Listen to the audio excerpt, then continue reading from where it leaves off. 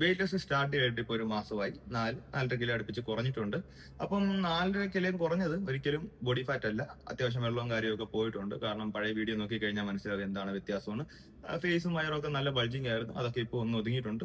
നമുക്ക് എപ്പോഴും ആദ്യം റിസൾട്ട് കാണാൻ പറ്റുന്ന ഒരു സ്ഥലമാണ് ഫേസ്, കൈയ്യ്, ഷോൾഡർ. ഈ ഒരു ഭാഗത്തൊക്കെ പെട്ടെന്ന് നമുക്ക് റിസൾട്ട് കാണാൻ പറ്റും.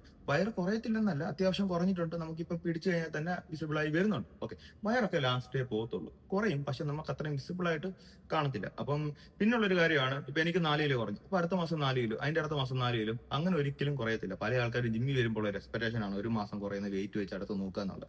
ചിലപ്പം എനിക്കിപ്പോ 4 കിലോ കുറഞ്ഞു, അടുത്ത മാസം 2 കിലോ കുറയത്തുള്ളൂ, അതിന്റെ അടുത്ത മാസം 1 കിലോ കുറയത്തുള്ളൂ. അപ്പൊ തന്നെ ഏകദേശം 7 കിലോ കുറഞ്ഞു. നമ്മൾ അത് മാത്രം നോക്കിയാൽ മതി. പിന്നെ ഒരു കാര്യമാണ്, ചീറ്റ് മീൽ കഴിച്ചിട്ടുണ്ടോ? ഞാൻ ചീറ്റ് മീൽ കഴിച്ചത് 3-4 വട്ടം കഴിച്ചിട്ടുണ്ട്. പക്ഷെ നമുക്കത് മെയിൻറ്റെയിൻ ചെയ്യാൻ അറിയാവുന്നതുകൊണ്ടാണ് അത് വെയിറ്റ് കൂടാത്തതും അത്യാവശ്യം ഫാറ്റ് കുറഞ്ഞതും നമുക്ക് നല്ല റിസൾട്ട് കിട്ടിയത്. ഓക്കെ, അപ്പൊ ഇനി അടുത്ത ഒരു മാസം കഴിയുമ്പോൾ ബാക്കി എന്താണ് റിസൾട്ട് എന്ന് ഞാൻ വീഡിയോ ഇടാം.